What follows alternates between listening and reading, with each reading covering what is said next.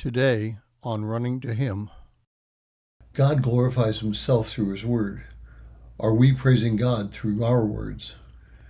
We will be reading through the book of Psalms for 6 months. Today we read Psalm 30, and we will concentrate on verses 11 through 12.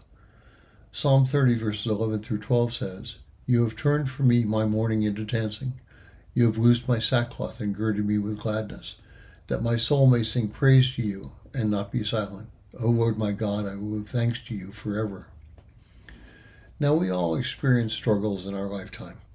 We all know our feelings when our world is crashing around us, and every one of us at one point or another in our lives has knelt down to God and poured out our hearts because of the pain we're experiencing. David is expressing this feeling at the beginning of the psalm.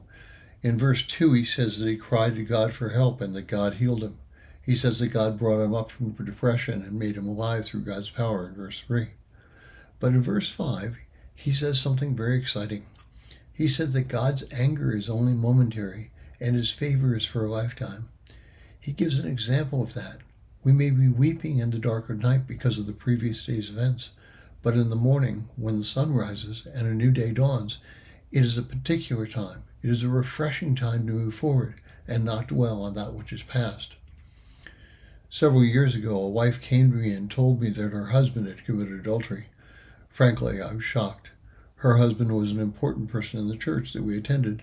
She made it seem as it was just yesterday that this event had occurred.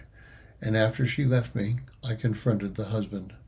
He readily admitted his fault, but then he said something very alarming.